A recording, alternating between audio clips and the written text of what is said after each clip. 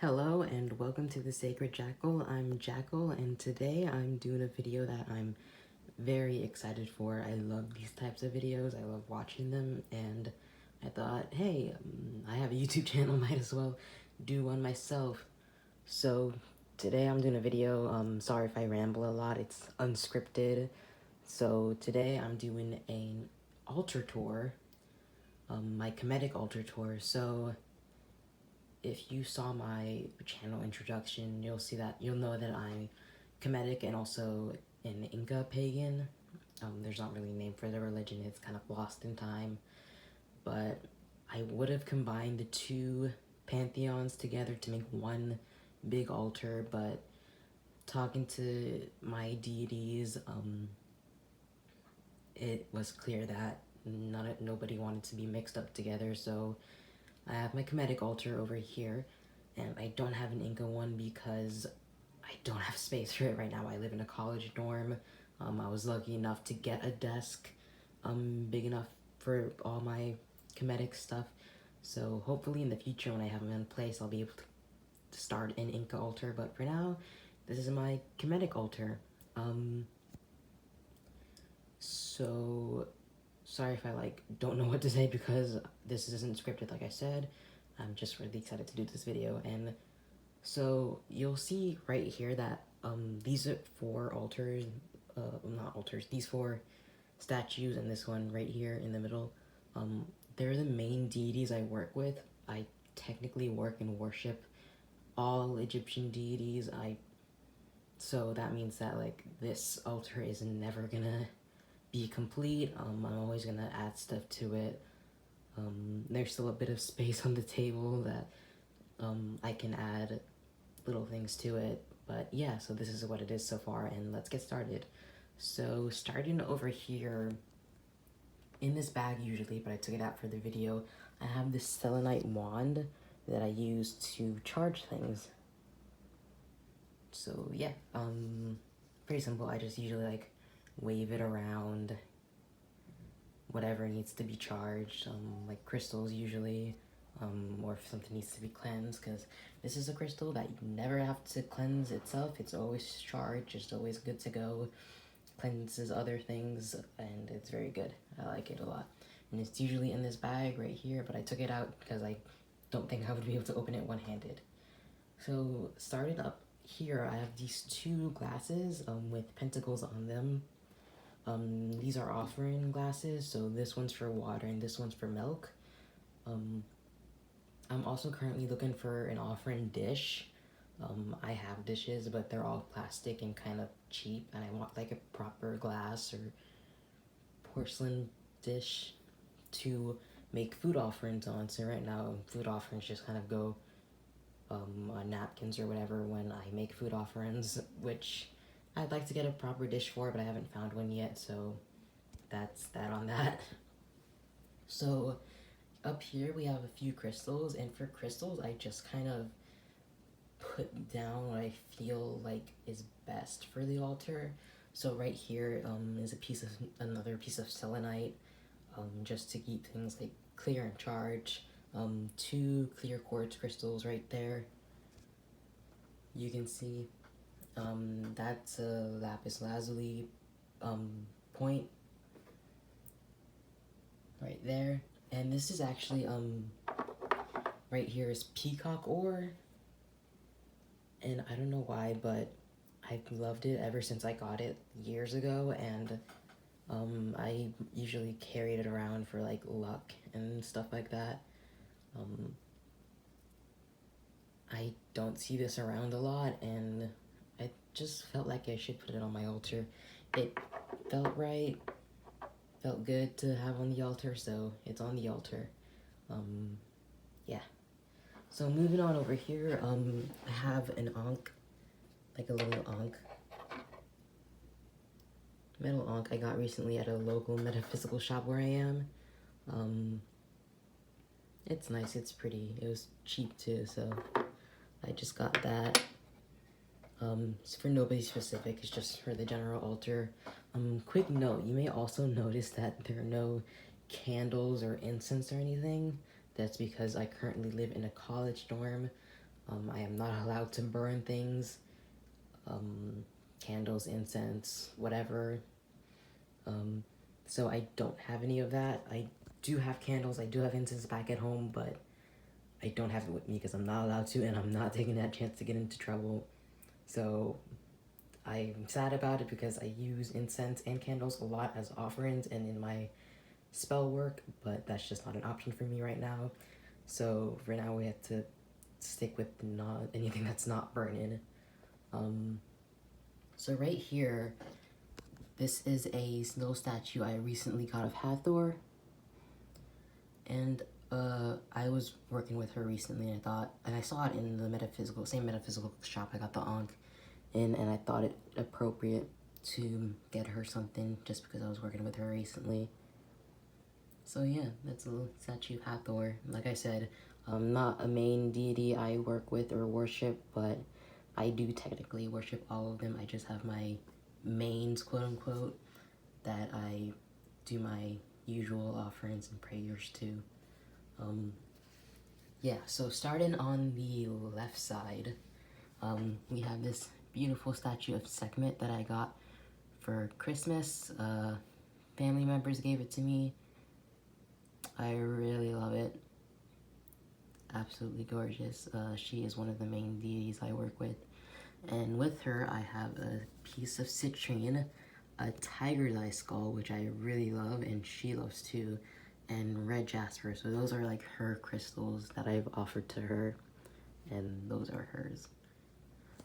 Moving on, we have a statue of Bast that I got for my birthday. Most of these statues I got were gifts from people. I'm pretty openly pagan, so it's not a thing I try to hide.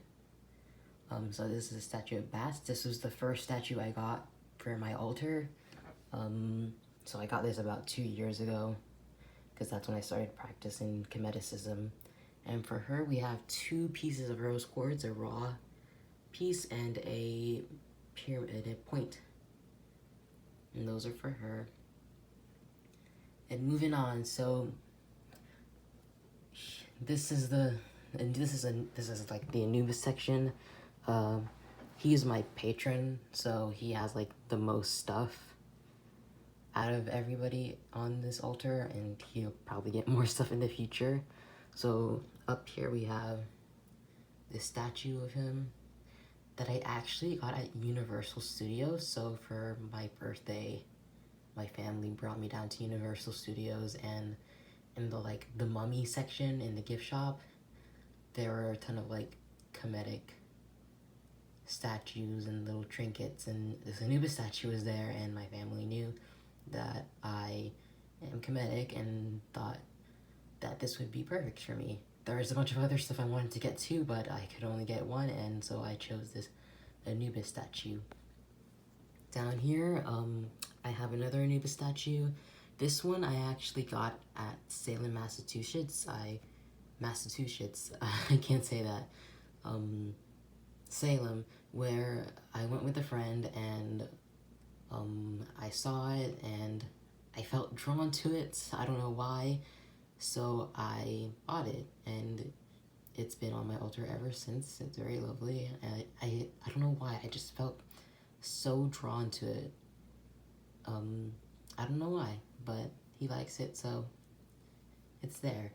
And this little thing right here is actually a Lego piece that a friend bought a like Egyptian pyramid Lego set from a garage sale for really cheap, and they had this like these little Anubis figures, and he knew I was Kemetic, so once again he gave it to me, knowing that I would like it, and I don't know, it's cute.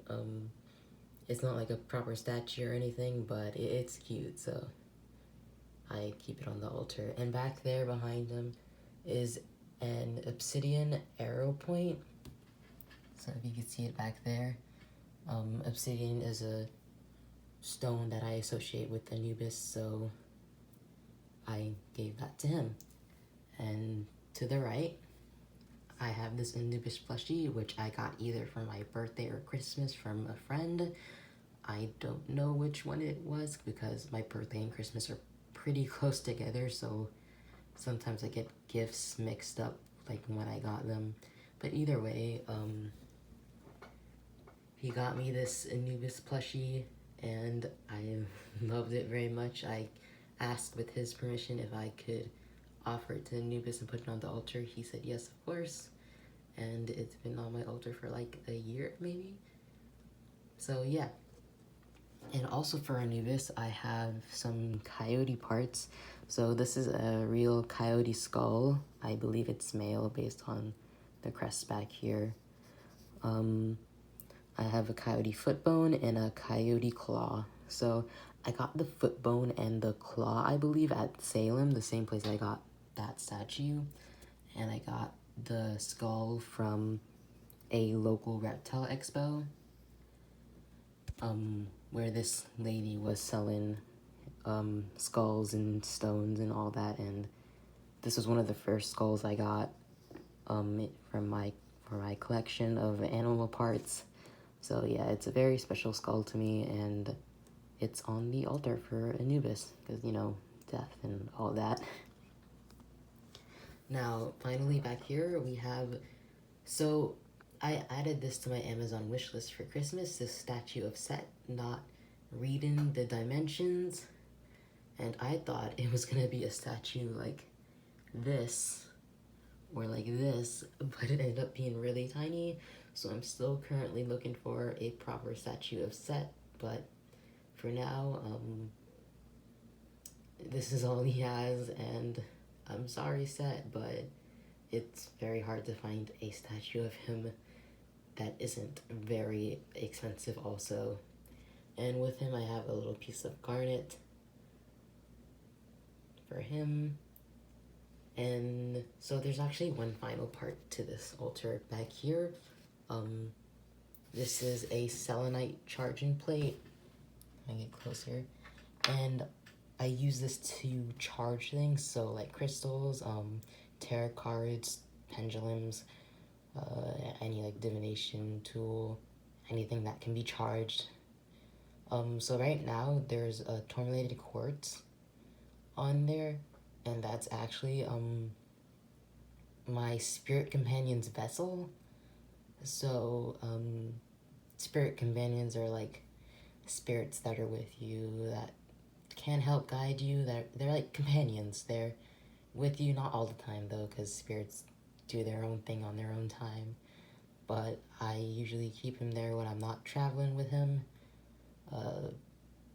So like he sleeps there at night, sleeps there at night, that's where I put him, on the charging plate. But when he's not there on the charging plate, I'll usually have like something that needs to be charged, like a pendulum or runes or tarot cards or crystals or anything like that, anything new I get. And yeah, that's pretty much my whole altar. Like I said, it's not done. It will always be ever expanding, but this is what I have for now, and I hope you enjoy this video. I hope I didn't ramble on too long, and like, subscribe to this video, like this video and subscribe, and I'll see you next time. Bye.